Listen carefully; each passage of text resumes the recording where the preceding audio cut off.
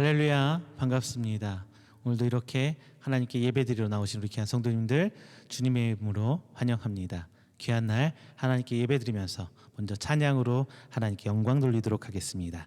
오직 예수뿐이네. 다 함께 찬양합니다.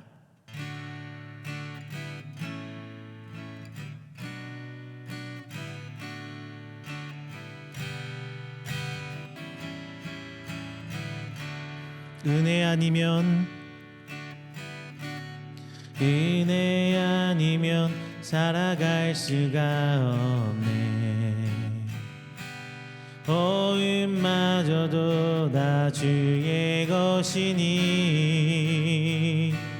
세상 평안과 위로 내게 없어도 예수 오직 예수뿐이네.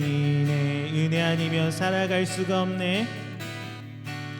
은혜 아니면 살아갈 수가 없네. 마저도 다 주의 것이니 세상 평안과 위로 내게 없어도 예수 오직 예수뿐이네. 크신 계획 다 볼 수도 없고 작은 고난에 지쳐도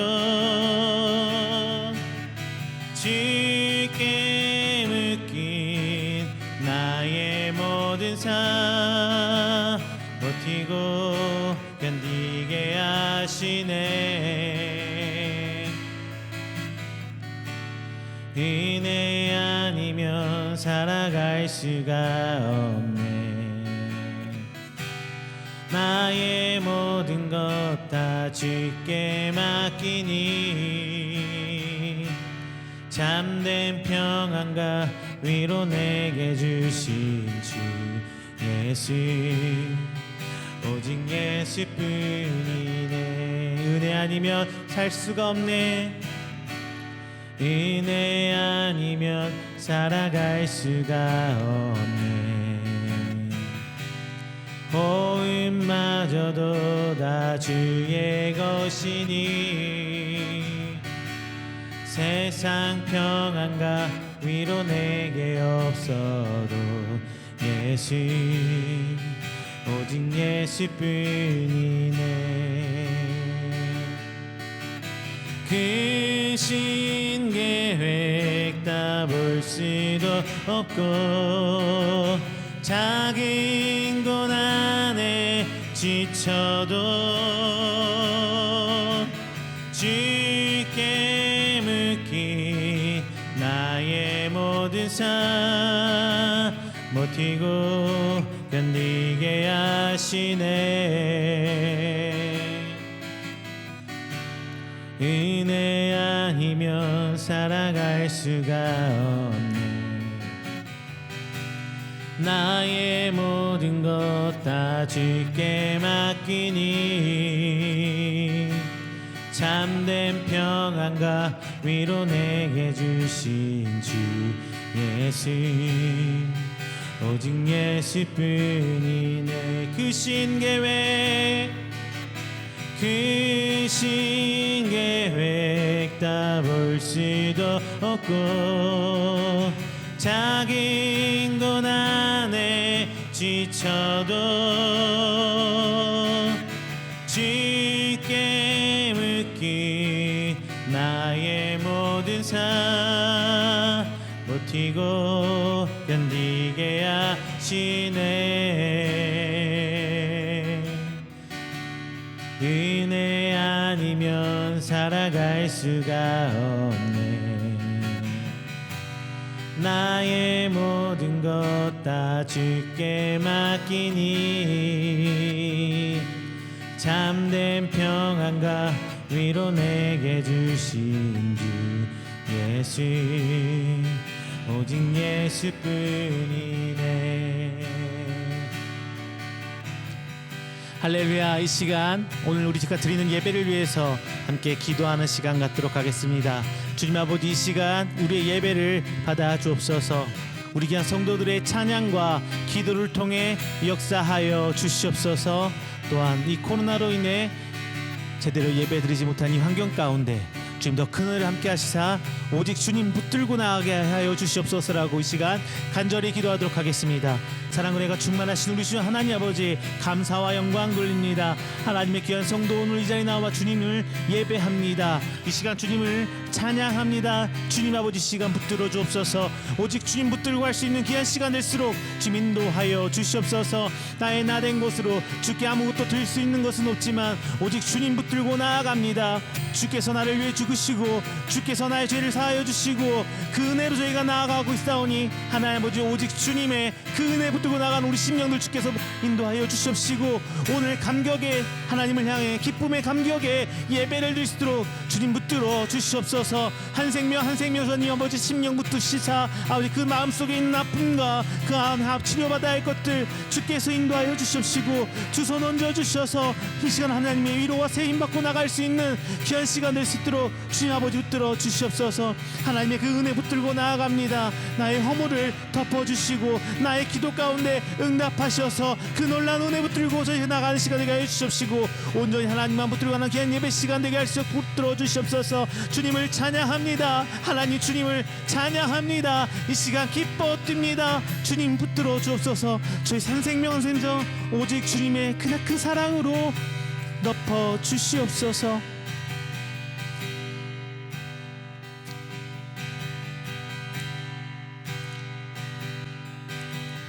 잊을 수 없는 은혜, 주님의 크신 사랑, 자신을 버리심으로 나를 품어주셨네. 허물을 덮으시고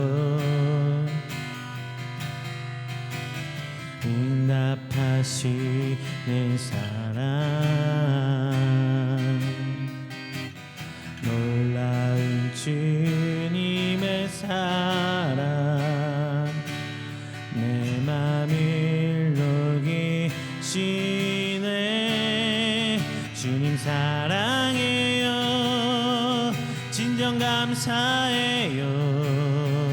나를 생각하시 오직 주님만이 내 삶을 다해 주만 바라보며 주를 위해 섬기며 살리. 주님 사랑해요. 주님 경배해요. 내겐 오직 주만 유일하신 사랑, 내 모든 것 주께 다 드리며 갈급한 마음으로 주 위해 살리. 예수 주님, 잊을 수 없는 은혜, 잊을 수 없는 은혜, 주님의 크신 사랑, 자신을 버리심으로 나를 품어주셨네. 허물을 덮으시고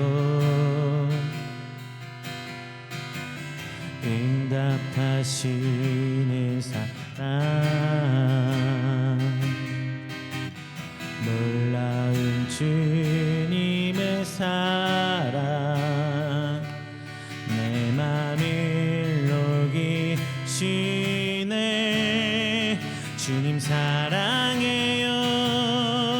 진정 감사해요. 나를 생각하시 오직 주님만이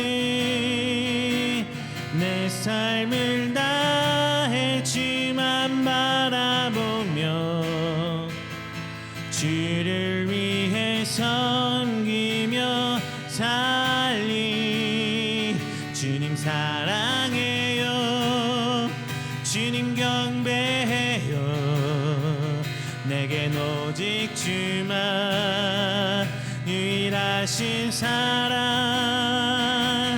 내 모든 것 주께 다 드리며 갈급한 마음으로 주 위해 살린 상해요 진정 감사해요 나를 생각하시 오직 주님만이 내 삶을 다해 주만 바라보며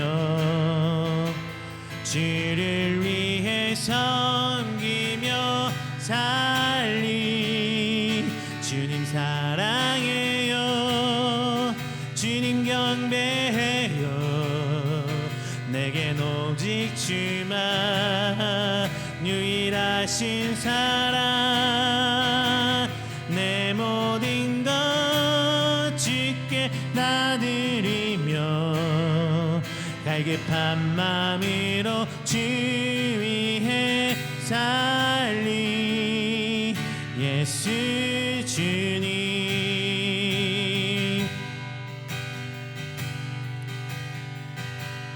어둠 속 헤매이던 내 영원 알 길 몰라 망황할 때에 주의 십자가 영광의 그 빛이 나를 향해 비추어 주셨네 주홍 빛보다 더 늙은 내 죄 그리스도의 피로 씻기어 완전한 사랑 주님의 은혜로 새 생명 주께 얻었네 은혜 아니면 나서지 못하네 십자가의 그 사랑 능력 아니면 나서지 못하네 은혜 아니면 나서지 못하네 놀라운 사랑 그 은혜 아니면 나서지 못하네 어둠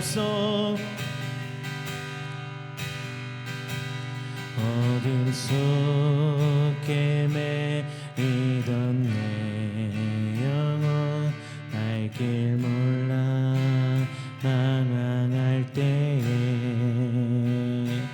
주의 십자가 영광의 그 빛이 나를 향해 비추어 주셨네 나의 노력과 의지가 아닌 오직 주님의 그 뜻 안에서 의로운 자라 내게 말씀하셨네 완전하신 기내로 은혜 아니면 나서지 못하네. 십자가의 그 사랑 능력 아니면 나서지 못하네. 은혜 아니면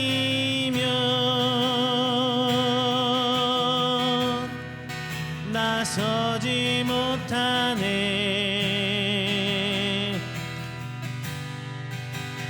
놀라운 사랑 그 은혜 아니면 나서지 못하네.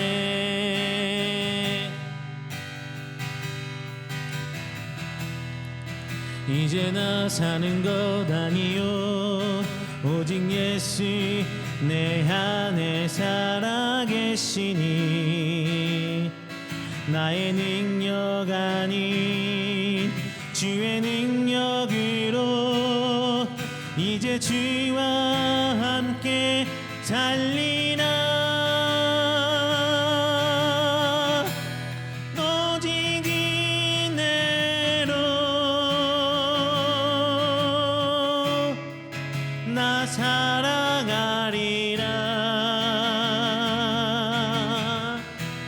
십자가 그 사랑 주 능력으로 나는 서리라.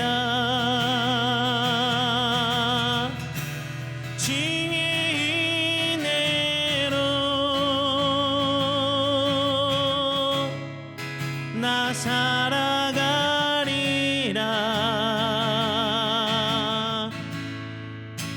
십자가 사랑 그 능력으로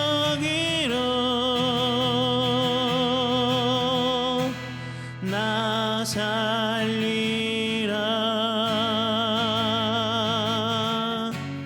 주 은혜로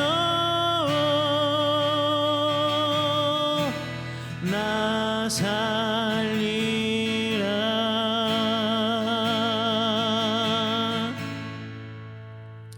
이 시간 우리가 함께 드리는 이 예배를 위해 조용한 기도로 준비하도록 하겠습니다. 다 함께 기도합니다.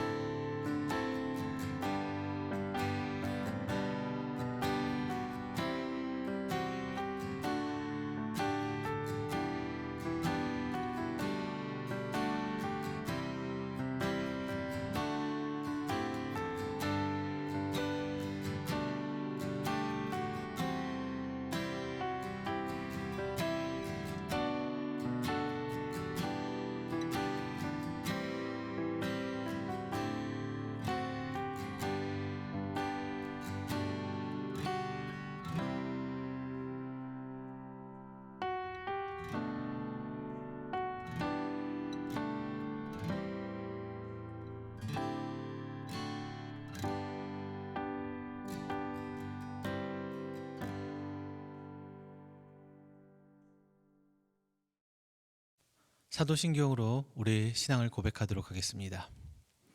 전능하사 천지를 만드신 하나님 아버지를 내가 믿사오며 그 외아들 우리 주 예수 그리스도를 믿사오니 이는 성령으로 잉태하사 동정녀 마리아에게 나시고 본디오 빌라도에게 고난을 받으사 십자가에 못 박혀 죽으시고 장사한 지 사흘 만에 죽은 자 가운데서 다시 살아나시며 하늘에 오르사 전능하신 하나님 우편에 앉아 계시다가 저리로서 산자와 죽은 자를 심판하러 오시리라.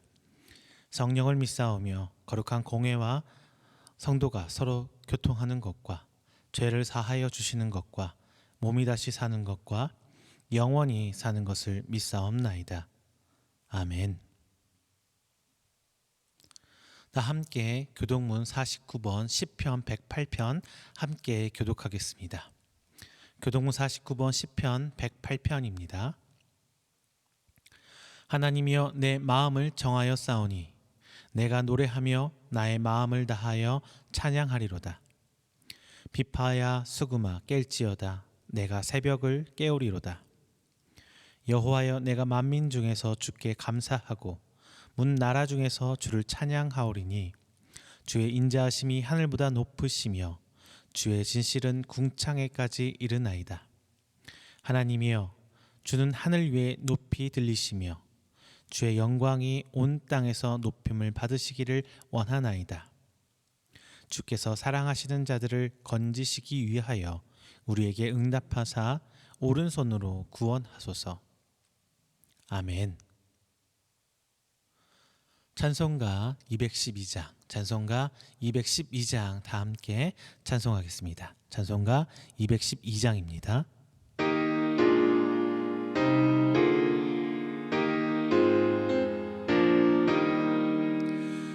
겸손히 주를 섬길 때 괴로운 일이 많으나 그 주여 내게 힘주사 잘 감당하게 하소서. 인자한 말을 가지고 사람을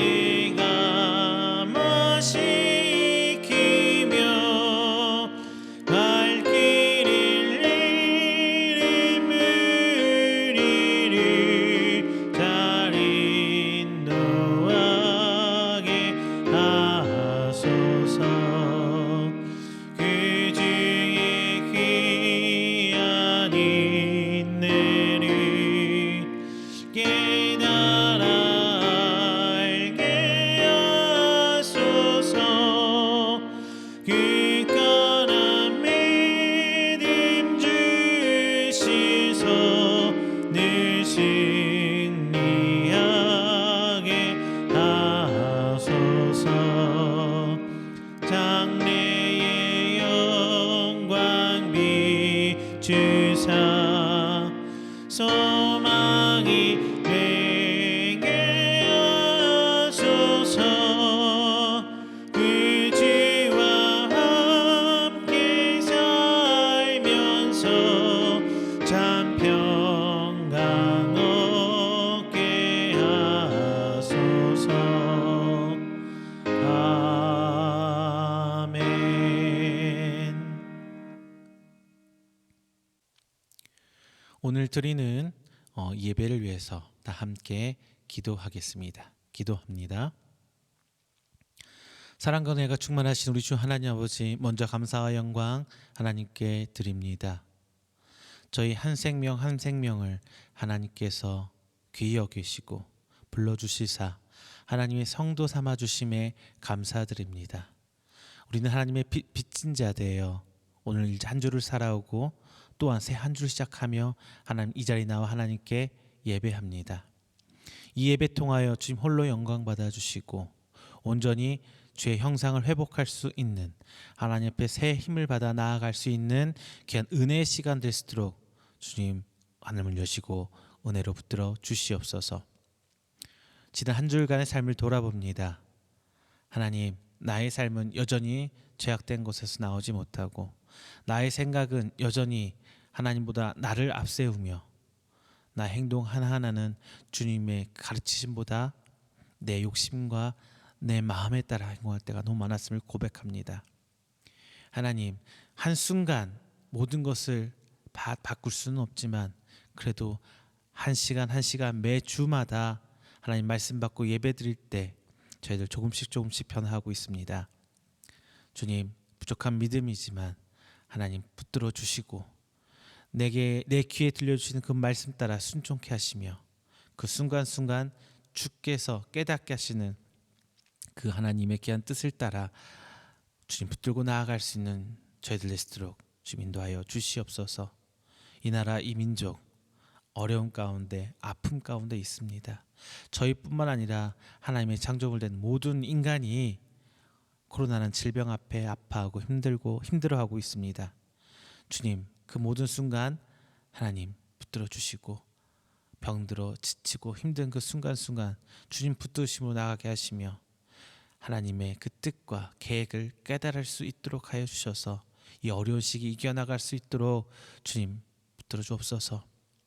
귀한 교회를 위해 기도합니다. 주께서 세운 교회 하나님 사역 맡아 감당하고 있습니다. 이 교회 하나님 뜻에 따라 나아갈 수 있도록 인도하여 주시고 더욱더 이 교회가 나아갈 그 사역의 방향과 그 모든 길들을 주께서 인도해 주시사 순종하며 나아갈 수 있는 하나님의 귀한 교회, 우리 이음교회가 될 수 있도록 주님 인도하여 주시옵소서. 오늘 자리에 함께 모여 주님 예배드립니다. 이 시간 선포되는 말씀 따라 저들 아멘으로 화답하고 그 말씀에 따라 살기를 원하며 나의 생각과 나의 가치관이 변하는 시간 되기를 주님 간절히 원합니다. 성령님께서 역사해 주시사 그 지혜로 말미암아 깨닫게 하시고 내 삶이 내 생각이 변화되어 이 땅 가운데 하나님의 나라를 세우는 일꾼 되고 주님 복음 전하는 데 나아갈 수 있는 귀한 성도 될 수 있도록 주님 인도하시고 붙들어 주시옵소서. 오늘 이 시간 예배로 하나님께 첫 주 시간 드립니다. 온전히 붙들어 주시고 비록 상황에 따라 온라인으로 각 가정에서 예배 드리지만 하나님 그 순간순간 모든 순간 하늘문 여시고 은혜 부어 주시사 항상 하나님의 은혜 가운데 살 수 있도록 저희들을 붙들어 주시옵소서. 이 모든 말씀 살아계신 예수 그리스도의 이름으로 기도드립니다. 아멘. 오늘 다 함께 은혜 나누신 말씀은 로마서 12장 3절부터 5절까지 말씀입니다. 로마서 12장 3절부터 5절까지 말씀, 제가 가진 성경으로 신약 256페이지입니다. 다 함께 한 목소리로 봉독하겠습니다. 내게 주신 은혜로 말미암아 너희 각 사람에게 말하노니 마땅히 생각할 그 이상의 생각을 품지 말고 오직 하나님께서 각 사람에게 나누어 주신 믿음의 분량대로 지혜롭게 생각하라. 우리가 한 몸에 많은 지체를 가졌으나 모든 지체가 같은 기능을 가진 것이 아니니 이와 같이 우리 많은 사람이 그리스도 안에서 한 몸이 되어 서로 지체가 되었느니라. 아멘. 할렐루야, 반갑습니다. 지난 한 주일간 하나님 은혜 가운데 잘 평안하셨습니까? 여러분 어떻게 신앙생활 하고 계신가요? 제가 이렇게 물어본다면은 아마 어떤 분은 머리 이렇게 극적이신 분 분명히 있을 거고요. 또 어떤 분은 자신 있게 나 신앙생활 잘 하고 있어요. 이렇게 대답하는 분도 분명히 있을 것입니다. 신앙생활 어떻게 하냐, 무엇을 하고 있냐 이렇게 물어본다면 아마 대부분이 대답할 수 있는 게 이런 걸 거예요. 성경 읽기, 큐티하기, 기도하기, 예배 잘 드리기, 평소에 찬양 잘 듣고 많이 찬양하기, 헌금하기, 교회에서 봉사하기, 기타 등등등등 여러 가지가 있을 겁니다. 그런데 대부분 이 신앙생활에 관해서 이렇게 쭉 열거를 하다 보면 희한한 게 하나 발견해요. 무엇이냐, 바로 하나님과 나와의 관계, 즉 개인적인 신앙생활에만 우리가 좀 치중되어 있지 않나 싶습니다. 대부분이 내 믿음을 키우고 내 영성을 위해서 하는 신앙의 양식들입니다. 여러분 그렇다면 왜 교회에 가고 계십니까? 어떤 분은 분명히 이렇게 대답하시는 분 계실 거예요. 구원받기 위해서요. 혹은 어떤 분은 예배 드리려고요. 신앙생활 하려고요. 하나님 믿으려고요. 이렇게 대답하시는 분들 많이 있을 겁니다. 그렇다면은 뭐 구원받기 위해서요라는 질문에 제가 이렇게 대답에 이렇게 질문을 드릴게요. 그러면 구원은 교회에 가야만 있습니까? 지금 이 순간에도 병원, 군대, 어떤 교도소 등 교회가 아닌 곳에서도 하나님의 구원 사역은 계속 이루어지고 있어요. 다 성경에서만 봐도 오늘 로마서를 쓴 바울은 어디서 부름 받았나요? 교회인가요? 아니죠. 다메섹으로 가는 길에서 부름 받았습니다. 교회에 가는 이유가 구원 때문만은 아닌 것 같아요. 그렇다면 예배 드리기 위해서 교회를 가십니까? 그러면 예배는 교회에서만 가능하다는 것인데, 지금 우리가 드리는 이 온라인 예배는 교회가 아니라 여러분 댁에서 지금 예배 드리고 계시잖아요. 그럼 이것은 예배가 아닌 게 되는 것인가요? 각 가정에서 우리가 신방 받아보신 적 있으시죠? 신방, 이거는 예배가 아닌가요? 그리고 병원 신방 가서 드리는 예배, 이건 다 예배가 아닌가요? 그러니 제가 이렇게 말하면 분명히 누군가는 이렇게 되물을 수가 있어요. 대예배는요, 그럼 무엇입니까? 대예배란 것은 교회의 구성원이 함께 모여서 드리는 어떤 공적인 예배로서 중요하다는 것이지, 모두 다 모인다는, 함께 모인다는 게 중요한 것이지, 대예배 때문에 교회가 존재한다는 것은 좀 아닌 것 같습니다. 신앙생활도 교회가 아닌 각 가정에서 혹은 직장에서 가능하잖아요. 가정에서는 개인 경건생활, 제가 앞서 말씀드린 것들이 있을 거고요. 직장에서는 신의회, 큐티 모임 이런 것 등등이 지금 이루어지고 있습니다. 하나님 믿는 곳이 혹시 교회란 장소로 한정하고 계시는가요?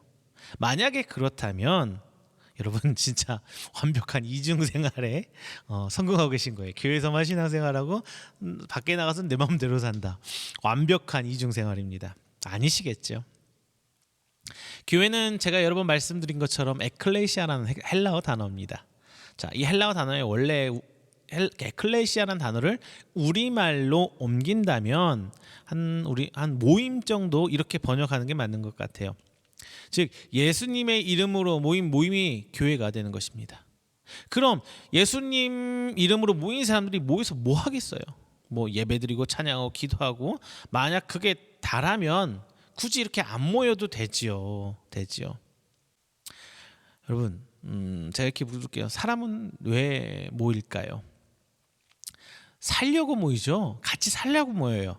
같이 밥 먹고 이야기하고, 누군가 뒷담화서 좀 하고, 같이 울고 웃고, 이게 모이는 이유 아닌가요? 여러분, 친구나 누구 사람 만날 때 왜 모여요? 뭐 이런 것들로 모이는 거잖아요. 그냥 우리 가정생활, 우리 평상시에 내 친구나 주변 관계를 생각하시면 될 것 같아요. 교회는 하나님의 말씀대로, 예수님의 가르침대로 살려는 사람들이 모여서 이 땅에 하나님 나라를 선보이는 곳입니다. 선보이는 곳이에요. 즉, 교회라는 곳을 보면은 하나님 나라가 보여야 하는 것이에요. 그러니까 교회는 하나님 믿는 사람이 같이 살도록 하나님께서 만들어 주신 공동체입니다.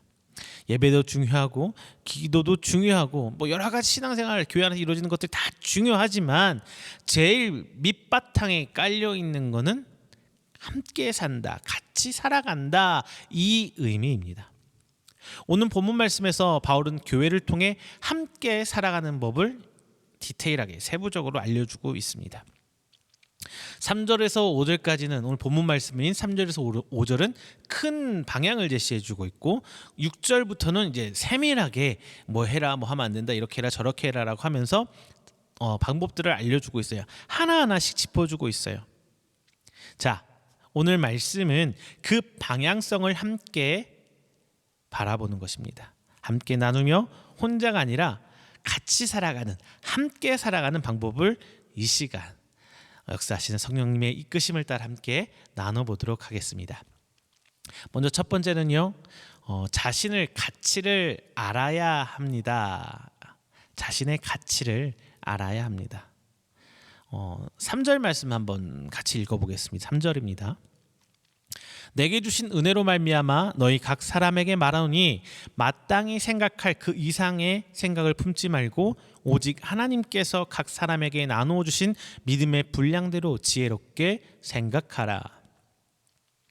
자, 이 말씀 우리가 좀 알아봐야 되겠어요.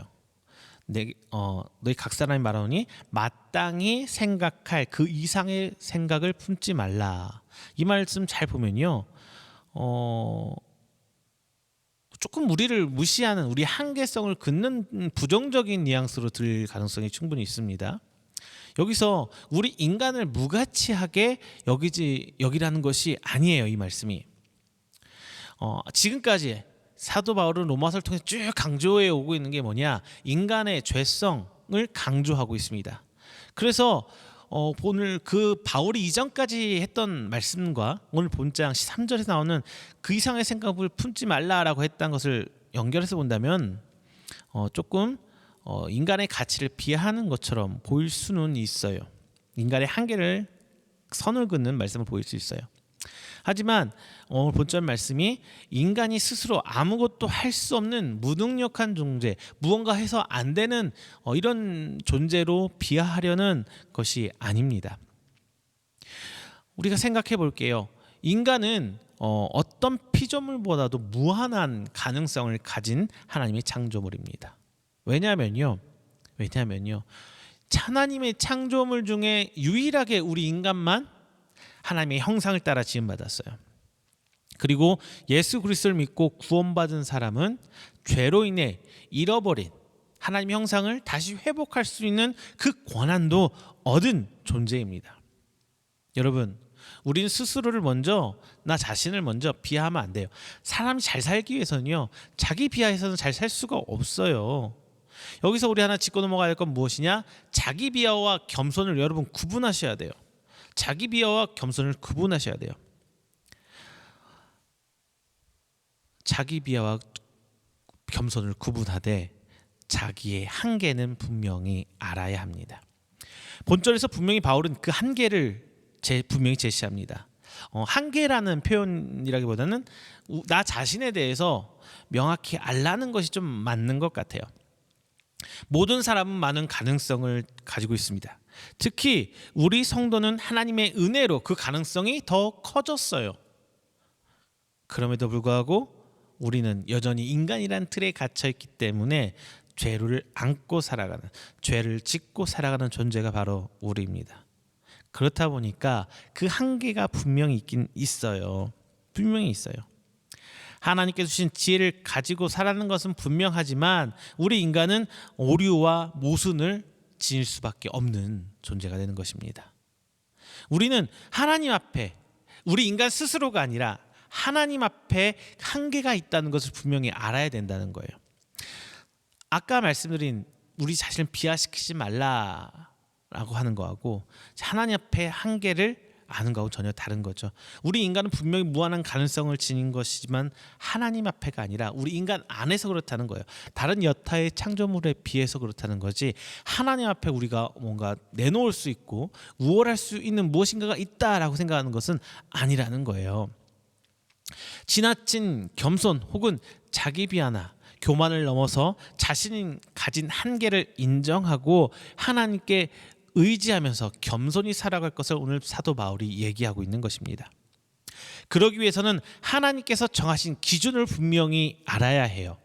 하나님께서 나눠주신 믿음의 분량은 그 주신 주체가 누구냐? 바로 하나님이에요.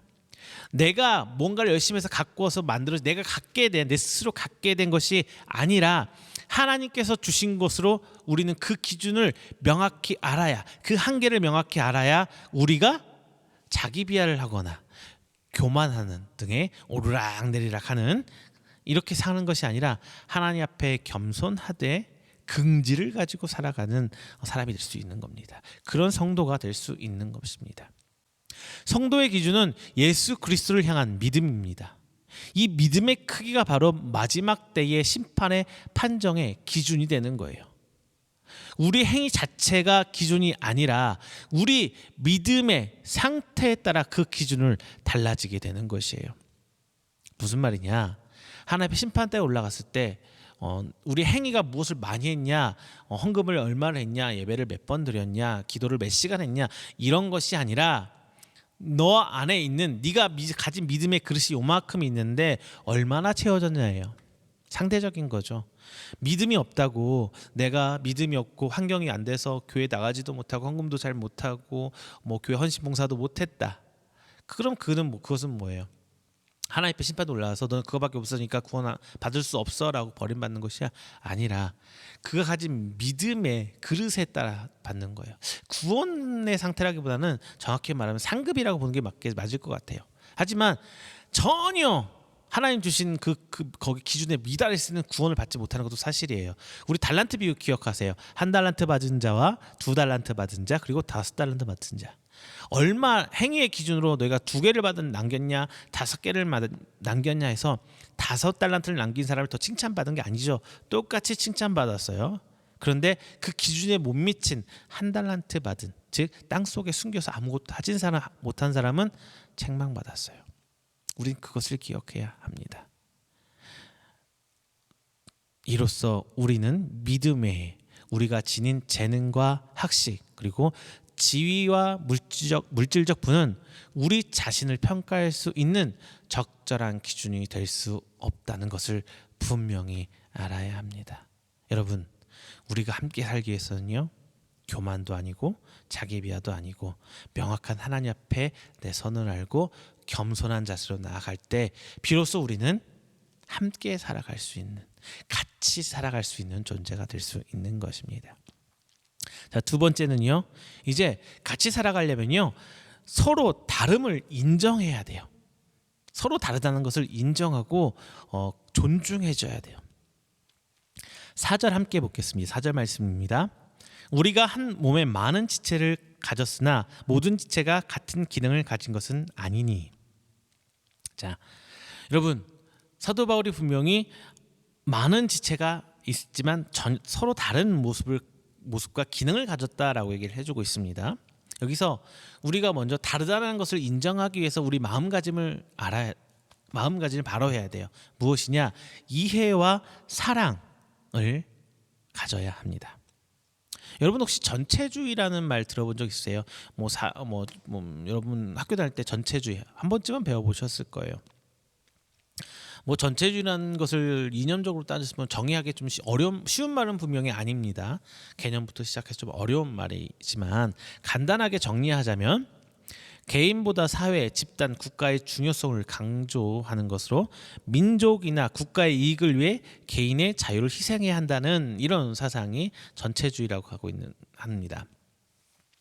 이 전체주의가 전 세계를 한번 휩쓸어서 어려웠던 적이 있어요. 바로 세계 2차 대전입니다. 물론 정확한 분석은 아니겠지만 여러 가지 요인들이 있겠지만 이 사상에 집중해서 본다면 1차 세계대전은 경제적인 이유, 정치적인 이유 때문에 전쟁이 시작됐어요. 반면에 2차 세계대전은 이 전체주의의 피해로 저는 정의할 수도 있다고 생각합니다. 이때 우리가 잘 아는 단어가 등장해요. 2차 세계대전 때 뭐냐? 이탈리아의 무솔리니가 만들어낸 파시스트당, 그래서 파시즘이라고 하죠. 이 전체주의. 그리고 조금 색깔이 달라진 이제 백인 우월주의 이런 사상이 있는 독일의 히틀러가 만든 나치스라는 당이 만든 나치당. 그래서 나치즘이 있죠. 이 두 가지 좀 다른 이름으로 불리지만 그 기저에 깔려 있는 이 전체주의 사상이 유럽을, 전 세계를 전쟁으로 몰아넣었습니다. 물론 일본 얘기 안 하면 섭섭하겠죠. 일본은 파시즘, 나치즘과 좀 다른 이름을 가지고 있어요. 군국주의라는 거예요. 모든 전 국민을 군인으로 군인으로 만들려는 사상. 이 군국주의도 이런 전체주의가 기반에 깔려 있었습니다. 이 전체주의 안에서는요, 인간 그 자체에 대한 존중이 빠져 있어요. 그렇다 보니까 획일화된 생각과 행동 양식을 강조합니다. 우리 기독교는 창조주 하나님의 말씀을 따라 살면서 무엇보다도 제일 강조하는 게 무엇이에요? 바로 사랑이죠. 사랑을 강조합니다. 기독교의 시작과 끝은 하나님의 인간을 향한 사랑, 그리고 인간이 하나님을 사랑하는 것, 마지막 인간과 인간과의 사랑이 우리 기독교의 주제예요. 시작과 끝이에요. 모든 것들이 그 기타 여러 기저 사항들이 바로 이 사랑이라는 틈 안에서 만든 것입니다. 그 결정체, 예수님의 그 이 사랑에 대한 결정체 말씀, 우리 세계명 말씀 아시죠? 마태복음 22장 37절에서 40절, 제가 정말 많이 언급하는 말씀입니다. 함께 보겠습니다. 예수께서 이르시되 내 마음을 다하고 목숨을 다하고 뜻을 다하여 주 너의 하나님을 사랑하라 하셨으니 이것이 크고 첫째 되는 계명이요 둘째도 그와 같으니 내 이웃을 내 자신과 같이 사랑하라 하셨으니 이 두 계명이 온 율법과 선지자의 강령이니라. 여러분 너무 잘 알고 계신 말씀입니다. 하나님께서는 우리 개개인을 하나씩 하나씩 이름까지 다 불러가면서 우리를 불러주셨어요. 그리고 그냥 불러주신 게 아니라 우리 손에 각기 다른 무기, 즉 은사도 쥐어주셨습니다. 우리가 다 알 수도 없고 파악할 수도 없는 엄청난 하나님의 섭리가 그 안에 깔려 있는 거예요. 그런데 이 전체주의가 우리 교회 안에도 무섭게 침투하고 있습니다. 우리 안에도 이 전체주의 사상이 점점 깔려가고 있어요. 교회는 하나의 생각, 하나의 말만 하는 것처럼 여겨지고 있습니다. 물론 하나님의 말씀, 예수 그리스도가 보여주신 그 제자도 이 진리는 같은 소리를 내야 되는 거 분명히 맞습니다. 맞아요. 하지만 하나님께서 일하시는 것마저도, 하나님께서 일하시는 하나님의 계획마저도 우리가 사고할 수 있는, 우리가 생각할 수 있는 이 틀 안에 집어넣으려고 한다면 문제입니다. 우리 사고 안에 하나님을 가두려는 것 조심해야 돼요. 그리고 또 하나, 우리 성도들을 교회가 만들어진 틀 안에 쿡 집어넣고 쿡 찍어내고 있어요. 성도는 이래야 된다, 권사는 이래야 된다, 장로는 이래야 된다, 집사는 이래야 된다라고 하면서 그 각기 가진 틀을 안에, 교회가 가진 프레임 안에 쿡 집어넣고 각 성도들을 공산품처럼 찍어내고 있어요. 그렇잖아요. 교회라는 큰 틀 안에 교회가 할 수 있는 사역들이 예배 중심의 여타의 사역들이 쭉쭉쭉 있잖아요. 성가대, 그리고 뭐 안내위원, 기도 예배, 기도위원, 이런 틀들, 그리고 각 직분자들이 예배가 있는데 권사님 새벽 권사가 돼서 권사는 새벽 예배 무조건 나와야 되고, 장로님은 11조 무조건 해야 되고, 이게 잘못됐다는 게 아니에요. 다만 그 틀에서 집어내서 공식화된 공산품처럼 성도를 찍어내고 있다는 그 행동을, 기도는 하루에 몇 시간 해야 되고 성경은 몇 장을 읽어야 되고, 우리 물론 그게 굉장히 은혜로운 표현의 방식은 맞아요. 하루에 성경 3장, 그리고 토요일 주말에는 5장씩 읽으면 1년에 성경 1독 할 수 있습니다. 분명히 좋은 방법 중에 하나지만 그 틀로 찍어내 버리면 안 된다는 거예요. 하루에 성경 10장 읽을 수도, 은혜 받고 막 집중력 있게 쭉 내가서 하루에 성경 66권 중에 한 권을 다 읽어낼 수 있어요. 자, 창세기 같은 거, 마태복음, 마가복음, 요한복음 이런 건요, 하루에 성경 한 권 쭉 다 읽을 수 있어요. 창세기 50장 그냥 하루에. 그렇잖아요. 근데 뭔가 틀을 정해놓고 이렇게만 해야 돼. 그럼 이게 쉽게 말하면 제가 앞서 말한 파시즘과 다를 바가 없어요. 교회 안에서 만들어낸 그 가치관 안에 성도들 툭툭툭툭 박아 집어넣어가지고 이거 아니면 안 돼, 무조건 이런 생각을 해야 돼 라고 한다면 이거는 교회 안에 들어온 파시즘, 즉 전체주의와 다름없다는 것입니다. 우리의 이런 교회는 하나님께서 베푸신 은혜 아래 성도 하나하나를 헤아리고 이해할 수 있는 그 사랑을 품어야 합니다. 여러분 기억하세요. 예수님께서는 양 99마리를 놔두고 잃어버린 양 1마리를 위해서 가셨어요. 효율의 문제를 떠나서 현재 교회 안에서 소수는 버려두고 다수를 위해 쫓아가는 어쩔 수 없는 환경에 있는 건 저도 인정합니다. 하지만 그 소수를 버리면 안 돼요. 그들을 존중해주고 인정해줘야죠.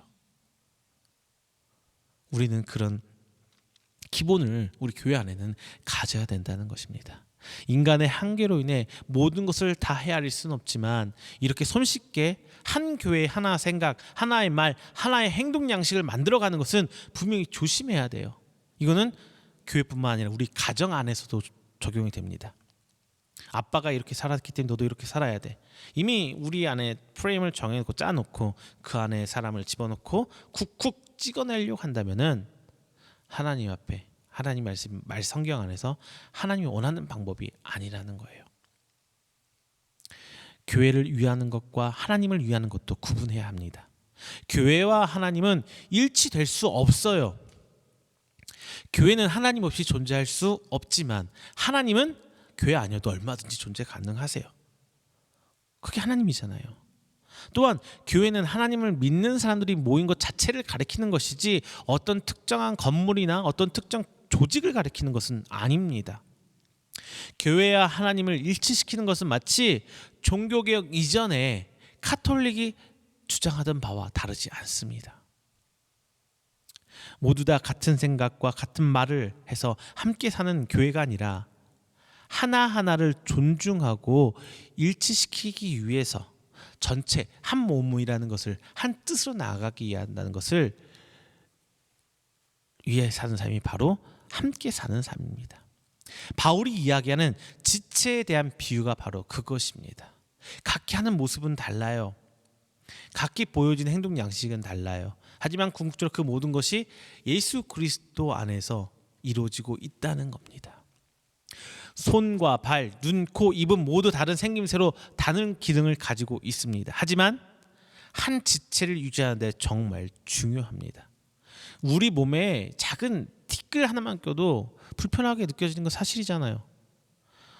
진짜 그 신발 안에 깨알 같은 모리알 하나만 신발 안에 들어가도 그 꺼낼 때까지 얼마나 거슬려 신경 거슬리잖아요. 우린 그런 존재잖아요. 여러분, 옳고 그름은 분별하되 다양성은 존중되는 모습, 그것이 교회 안에서 우리가 함께 살아가는 올바른 형태입니다. 세 번째, 그리스도 안에서 한 지체로 살아야 합니다. 그리스도 안에서 한 지체로 살아야 합니다. 그리스도인은 한 몸입니다. 그리스도인이 된다는 것은 그리스도와 한 몸이 된다는 것입니다. 우리 하나와 그리스도와의 연합은 뭐 단순히 나와 예수님 관계를 넘어서서 나와 우리와의 연합도 포함됩니다. 왜? 이 손 전혀 다른 몸의 손이 아니잖아요. 이 손 다 제 손 맞잖아요. 발도 마찬가지고요. 자, 말씀 5절 한번 읽어볼게요.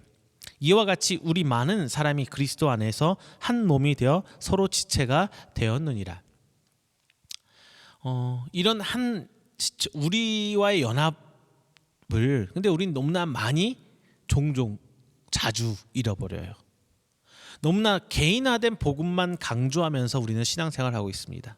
나와 하나님과의 관계만 집중하고 개인의 회개와 변화, 회복에만 관심을 두면서 오늘을 사는 오직 나에 대해서만 우리 신앙은 다루고 있어요.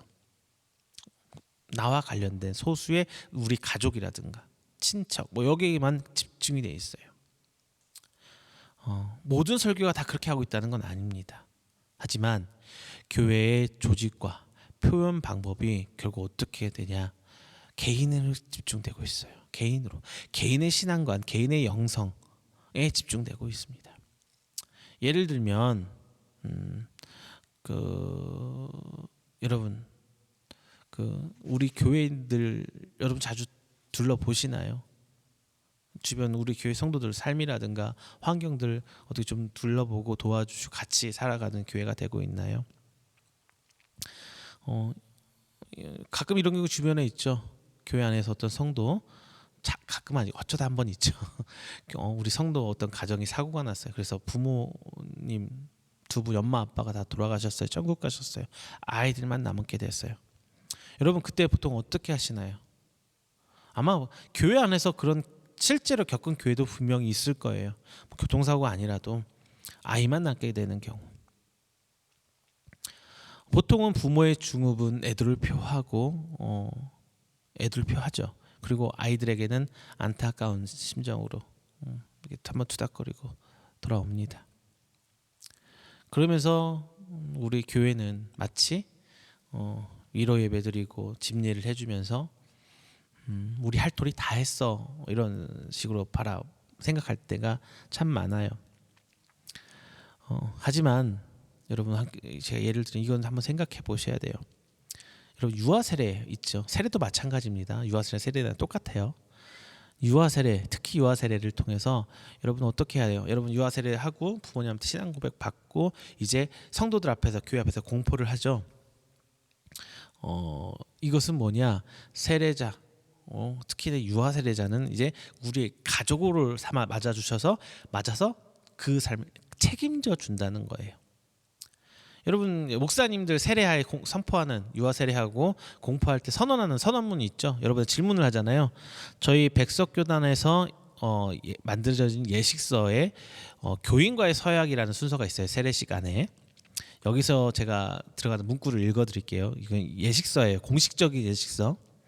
사랑하는 교우 여러분, 오늘 세례를 받은 이 어린이들은 주님의 지체인 우리 교회의 한 지체가 되었습니다. 여러분은 이 어린이가 주님 안에서 성령의 인도하심으로 그리스도의 장성한 분량에 이르도록 기도하며 돌보아 주시겠습니까? 이렇게 물어요. 여러분, 세례식 뭐 다 아시잖아요. 다 이런 말 이렇게 목사님 앞에서 하는 거 들으시잖아요. 그러면은 여러분 되게 이렇게 예 하고 대답하죠. 그래야 다음 순서로 넘어가니까 예 하고 대답합니다. 근데 이 예가 굉장히 무거운 말이에요. 책임감이 굉장히 큰 말이에요. 그래서 뭐 어떤 분은 나 대답 안 했어 이렇게 말할 수는 있어요. 하지만 이런 분은 제하고 대부분 예라고 합니다. 아마 이런 선언문에 들어가 있는 이 질문, 이 과정은 우리 백석교단뿐만 아니라 예장 측은 거의 100%, 완전 100% 다 똑같이 할 거예요. 그리고 기독교, 대부분 아마 기독교가 여아 세례나 세례 후에 이런 질문하면 우리 가족으로 받아들이고 우리 공동체 식구로 받아들인다서 이런 선언문이 있을 거예요. 하지만 이렇게 해놓고 실제로 교회가 어려운 상황에 닥쳤을 때 이들에게 어떻게 주고 있냐는 거예요. 우리 가족인데. 물론 사이가 힘들어져서 형제, 진짜 친형제 자매가 어려운 경우에 처해도 진짜 도움을 못 주는 경우가 정말 많아요. 그렇죠? 그런데 최소한 관심을 계속 돌봐주고, 그때 잠깐이 아니라 어떻게 살고 있는지 관심을 보이고 기도해주고 끌어안아주고 따뜻한 밥 한 끼라도 해서 먹여주고, 이런 사람이 함께 사는 모양과 그 모습들이 교회에서 묻어나고 있냐는 겁니다. 물론 초대교회만 그랬느냐, 초대교회에서 그랬느냐가, 물론 초대교회 때는 이런 사회보장 제도가 없었어요. 국가에서 돌봐주고 시설이나 이런 게 없었어요. 그렇다 보니까 교회가 그런 사회적 책임을 맡아서 해줬어요. 그리고 오늘날에는 대부분 국가에서 이런 역할을 해주고 있죠. 그렇다고 해서 우리 교회가 이렇게 성도로서 받아들이고 우리 가족을 받아들여서 성장하는데 관심을 가져주고 같이 해결했습니다. 물어서 예라고 했으면은 책임을 져야 되는데 무책임하게 느껴질 정도로 때요. 국가한테 그냥 맡겨버리잖아요. 그렇죠. 물론 저도 목사이기에 교회 구성원이기에 저도 분명히 책임감을 느낍니다. 저도 이거 하면서 참 많이 반성했어요. 정말 우리 성도들 위해서 내가 정말 내 가족처럼 뭔가를 해준 적이 있는가? 내 살 뼈를 깎는 듯하게 해준 적이 있는가? 내 자식한테 내가 이렇게 할 텐데 내가 그들에게 해줄 수 있는 게 있는가? 제가 저는 그랬어요. 제가 아이들 중고등학생들 맡아서 사역할 때 참 그 사랑한다 얘들아 사랑해라는 말을 전도사 때 많이 했어요. 그렇죠? 그런데 제가 아들 둘을 낳고 나니까 그런 감정이 들더라고요. 내가 과연 내 아들 사랑한다고 하듯이 내가 그 아이들한테 진짜 내 사랑을 표현했는가? 못했어요. 진짜 못했어요. 물론 그 당시에는 한다고 했는데 내가 낳은 내 아이 새끼들한테, 내 아들들한테 했던 것처럼 10분의 1도 못하더라고요. 10분의 1이 뭐예요? 100분의 1도 표현 못하는 것 같아요. 그게 우리잖아요. 자, 이것은 무엇을 말합니까? 현 교회 모습이 개인을 향한 복음 전파와 구원에 집중되어 있다는 것입니다. 정작 교회에서 지체를 강조하고는 있지만, 개인 하나하나를 강조하고 있지만 우리는 빠져 있다는 거예요. 그렇다고 해서 모든 책임이 교회에만 있는 것은 아닙니다. 교회는 결국 성도 개개인의 합입니다. 성도 하나하나가 이제 나에서 벗어나서 우리로 모아질 때 이런 개혁이 이루어질 수 있는 거예요. 이런 변화가 이루어질 수 있는 거예요. 하나 더 생각해 봐야 될 것은 그리스도 안에서 이제 한 몸을 이루어야 된다는 거예요. 우리 교회 안에서만 이 지체라는 생각이 있는 건 아니에요. 각 기업이나 대부분 조직 안에서는 지체라는 의식이 있어요. 멤버십이라고 하죠. 성경에서는 지체라고 하는데 이 멤버십 의식이 분명히 있어요. 그리고 그 멤버십 안에서 구성원 하나하나가 자기 직무를 다할 때 그 조직이 제대로 잘 돌아갈 수 있는 거잖아요. 다만 무엇으로 모인 지체냐가 정말 중요해요. 왜 모였는지, 무엇 때문에 모였는지. 국가 운영하기 위해서 모인 거라면 정부죠. 그리고 돈을 벌기 위해서라면 기업입니다. 특정 이익을 위해서 모였다면 이익 집단이 되는 거고요. 돈을 취미 생활을 위해 모인 거라면 친교 단체, 뭐 동아리 뭐 이런 게 되겠죠. 그리고 사회 봉사를 위해서 모이면 사회 봉사 집단인 거예요. 이렇게 모이는 목적에 따라 그 집단의 성격은 완전히 달라져요. 우리가 모인 목적은 나를 위함이 아닙니다. 그렇다고 나 하나 구원받자고 하는 것도 아니에요. 그냥 나 혼자 구원받기 위한 것이라면요, 골방에서 기도하고 찬양하고 예배하면서 주여 하고 부르짖으면 되잖아요. 하지만 하나님께서 우리가 모이는 교회를 세우시면서 하나님 나라를 이 땅의 예표로 세우셨다는 것, 이것은 함께 모이라는 거예요. 하나님 나라라는 개념이 뭐가 있어요? 국민, 영토, 주권이 있어야 돼요. 국민이 누구예요? 우리죠. 국가의 3요소 기억 못하세요? 국가의 3요소, 국민, 영토, 주권 다 초등학교 때 배우는 건데요. 전 아직도 기억합니다. 국민, 영토, 주권. 국민은 누구예요? 우리 성도죠. 영토는 뭐예요? 하나님의 법이 뻗어나갈 수 있는 모든 곳이 하나님의 영토가 됩니다. 크게 말하면 하나님이 창조된 모든 것이 하나님의 영토가 되는 것이지만 좀 세부적으로는 성도들이 받는 그 지경이 하나님 나라가 되겠죠. 그 대표적인 예가 교회고요. 그리고 주권은 우리에게, 민주주의 주권은 국민에게 있다고 하는데 하나님 성도의 우리 하나님 나라의 주권은 오직 하나님께 있습니다. 우리 주권 없어요.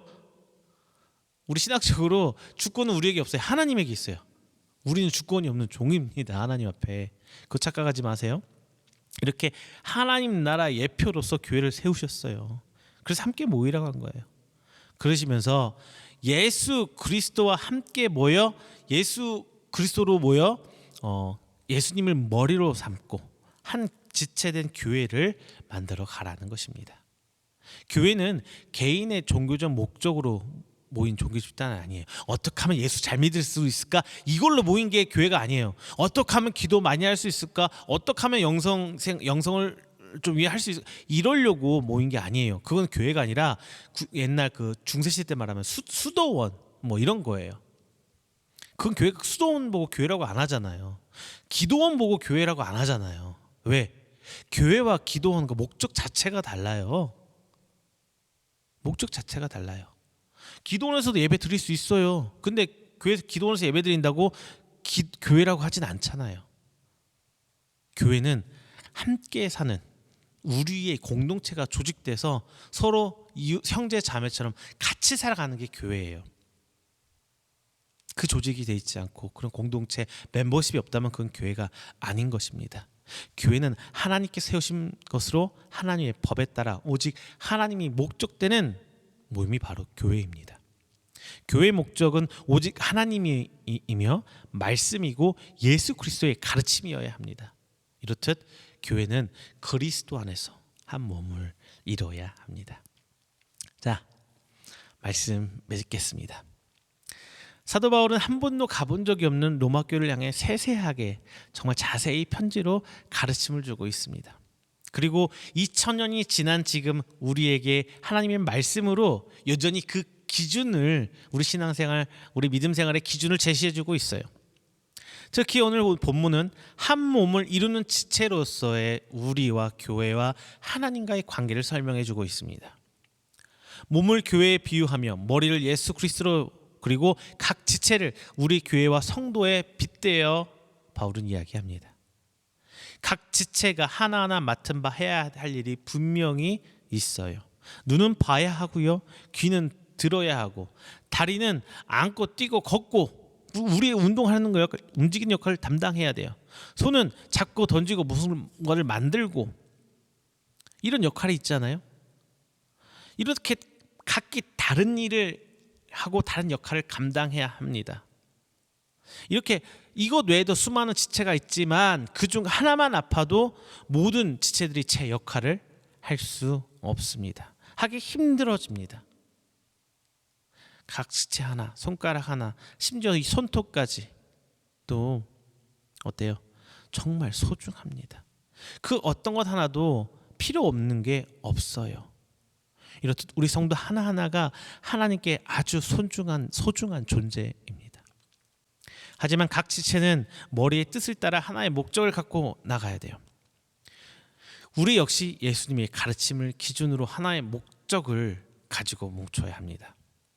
각기 지체가 자기 일만 소중히 하고 하나로 모이지 않는다면 아픈 사람, 환자죠. 아픈 사람이에요. 정상인 사람이 아니잖아요. 교회도 마찬가지입니다. 각 지체가 머리의 뜻을 따라 각기 맡은 바 사명을 다할 때 건강한 교회로 그 역할을 다 할 수 있습니다. 다만 이 하나의 목적이 모든 구성원이 같은 모습으로 사는 것은 말하지는 않아요. 하나님의 창조 섭리를 볼 때 다양성이야말로 진정한 하나님의 지혜이고 섭리입니다. 교회도 마찬가지예요. 다양한 성격을 지니고 다양한 사역을 하는 교회들이 공존할 때 비로소 건강한 지체로서의 교회와 하나님 나라가 이룩될 것입니다. 하지만 기억해야 될 건 분명히 있습니다. 바로 교회의 머리는 예수 그리스도라는 겁니다. 우리 하나하나 각기 자기 목적이 개인의 영달에 있는 것이 아니라 오직 예수 그리스도의 뜻과 가르침이 이 땅의 가르침의 실현이 바로 이 땅에 사는 우리의 목적이 되어야 합니다. 지금 우리의 신앙생활은 어떻게 하고 계십니까? 혼자 신앙생활 하세요? 혼자 살고 계세요? 아니요. 우리는 같이 살아야 할 형제고 자매입니다. 그리고 한 몸의 지체로서 함께 살아가야 할 의무가 있는 지체입니다. 지금 현재 우리는 어려운 시기를 살아가고 있습니다. 나 하나도 벅차요. 내 몸뚱이 하나도 힘들어요 라고 말할 수 있어요. 하지만 우리는 예수 그리스도의 은혜로 이미 빚진 자입니다. 물론 나 혼자 어떤 생명, 어떤 가정 하나를 붙들고 나갈 수는 없어요. 그래서 우리 교회가 있는 거예요. 교회 구성원으로서 모두가 다 같이 사는, 함께 살아가는 우리 교회가 되어야 할 줄로 믿습니다. 그리고 그 구성원, 그 하나하나가 오늘 이제 말씀 나눈 여러분이 되시기를 주님의 이름으로 축원합니다.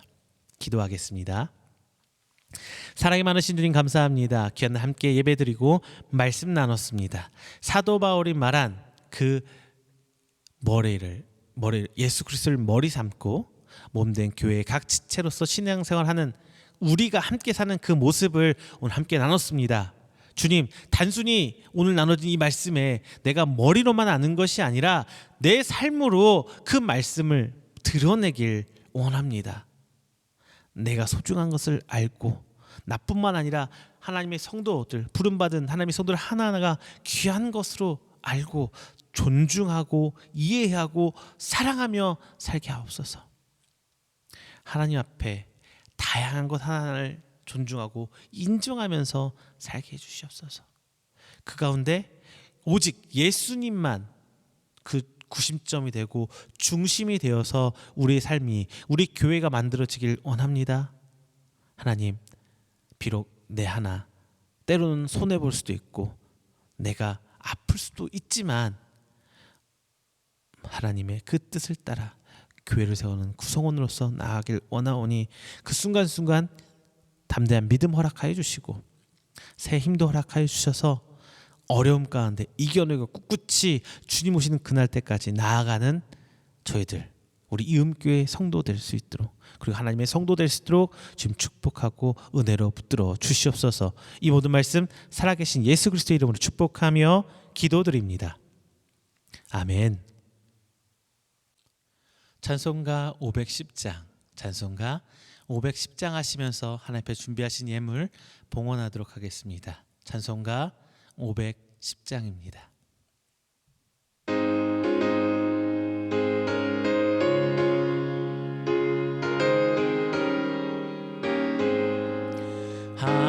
하나님의 진리 등대 길이 길이 빛나니 우리는 또 등대되어 주의 사랑 비추세 우리 작은 불을 켜서 험한 바다 비추세 물에 빠져 헤매는 이 건져내어 살리세 죄의 밤은 깊어가고 성난 물결 설렌다 어디 불빛 없는 가고 찾는 물이 많구나 우리 작은 불을 켜서 험한 바다 비추세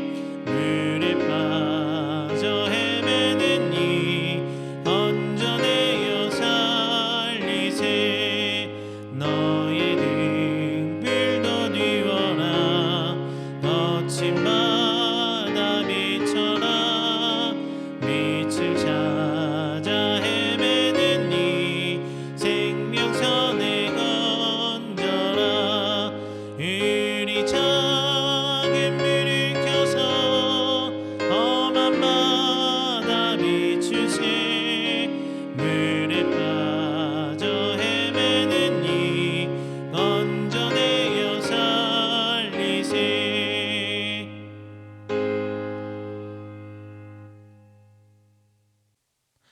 이 시간 우리가 함께 하나님 앞에 드린 예물 위해서 제가 축복 기도하겠습니다.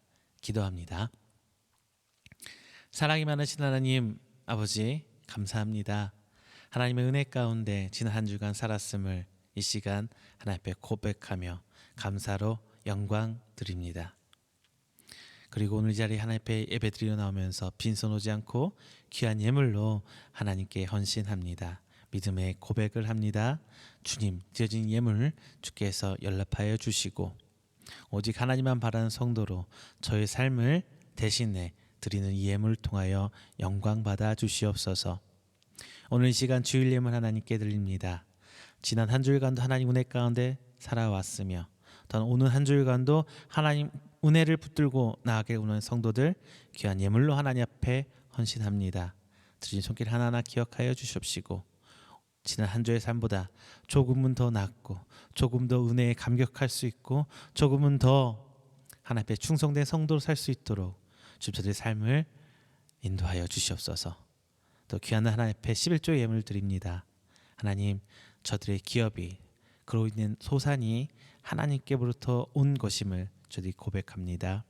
저들의 믿음의 고백, 저의 삶의 고백을 주께서 기뻐 받아주시고 저의 기업과 소산 주께서 또 책임져 주시사 이 땅 살아가는 가운데 하나님의 증거로서 살아계신 여호와의 증거물로서 우뚝 세워질 수 있도록 복의 복을 더하여 주시옵소서. 또한 귀한 날 하나님 앞에 감사의 예물 또한 드립니다. 내게 주신 은혜에 감격하며 또한 주실 은혜를 기대하며 드립니다. 주님, 저희 삶 가운데 주님의 세밀한 손길 대해주시고 하나님의 그 간섭하심과 인도하심을 통해 저들이 따라 나아갈 때 주님의 그 손길 저들이 보게 하여 주시옵시고 낮에는 구름 기둥과 밤에는 불 기둥으로 저들 이스라엘의 삶을 지켜주신 것처럼 우리 귀한 성도들의 삶을 주께서 붙들어 주시옵소서. 또한 각 기관과 개인 하나님 앞에 귀한 선교의 예물 드립니다. 하나님 드린 그 손길 기억하여 주시고 하나님 복음이 확장되는데 저들이 헌신하고 있사오니 하나님 더욱더 저들의 건강과 저희 가정을 붙들어 주시사 하나님 앞에 부르심 받은 소명의 충성을 다할 수 있는 우리 기관과 성도들 스스로 주님 축복을 부어 주시옵소서. 오늘 이 모든 것 하나님께 드리는 물질로서가 아니라 신앙의 고백으로서 드립니다. 드린 손길 하나하나 기억하여 주시고 저희들 삶을 하나님 은혜 가운데 풍성하게 붙들어 주시옵소서. 이 모든 말씀 살아계신 예수 그리스도의 이름으로 축복하며 기도드립니다. 아멘. 교회 앞에 광고 드리겠습니다. 우리 귀한 교회가 다음 사역 준비하고 있습니다. 이제 포스트 코로나 말을 많이 안 쓰더라고요. 위드 코로나라고 하면서 이제 저희도 단순히 이렇게 영상을 통해서 드리는 예배만 송출하는 교회가 아니라 하나님의 성도들을 조직하고 또한 교육하고 하나님의 복음을 전할 수 있는 교회로서 준비하고 있습니다. 이 귀한 교회가 다른 모습으로 다른 사역으로 하나님의 역할을 다할 수 있도록 관심과 기도 그리고 후원 부탁드리겠습니다. 교회는 목회자 하나가 할 수 있는 것이 아닙니다. 성도 여러분들 함께 말씀으로 은혜 나누고 예배 드리고 은혜 받는 걸로 그치지 않고 하나님의 헌신과 기도로서 그 사역에 동참해 주시기를 주님의 이름으로 부탁드리겠습니다. 이상 광고 마치겠습니다. 찬송가 29장 하시고 축도로 9월 첫 주 주일 예배 마치도록 하겠습니다. 찬송가 29장입니다.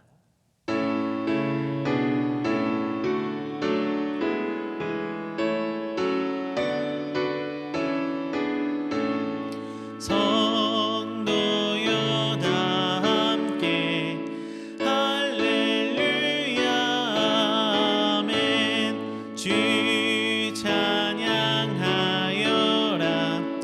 할렐루야 아멘. 주 보좌 앞에서 택하신 은혜를 나 찬송하여라 할렐루야 아멘. 만문을 열어라 할렐루야 아멘. 온 하늘을 여라 할렐루야 아멘. 인도자 되시며 진귀가 되신 주 그 사랑 끝없다 할렐루야 아멘. 주 찬양하여라 할렐루야 아멘. 찬양은 끝없다 할렐루야 아멘. 거룩한 집에서 주인총 드리며 늘 찬송 부르자 할렐루야 아멘.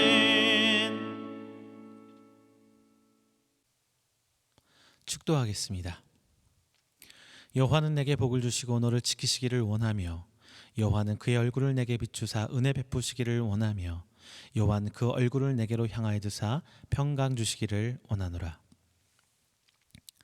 이제는 우리 주 예수 그리스도의 은혜와 하나님의 사랑하심과 성령님의 교통교제하심이 오늘 이 자리에 나와 하나님께 예배하고 선포된 말씀으로 하여금 이 땅 가운데 나 홀로 사는 신앙이 아니라 함께 사는 우리의 신앙이 되기를 원하는 우리 성도들의 머리 위에와 그의 가정과 그의 사업장과 직장 그리고 그가 계획하던 모든 행사 위에 영원토록 함께 있을지어다. 아멘.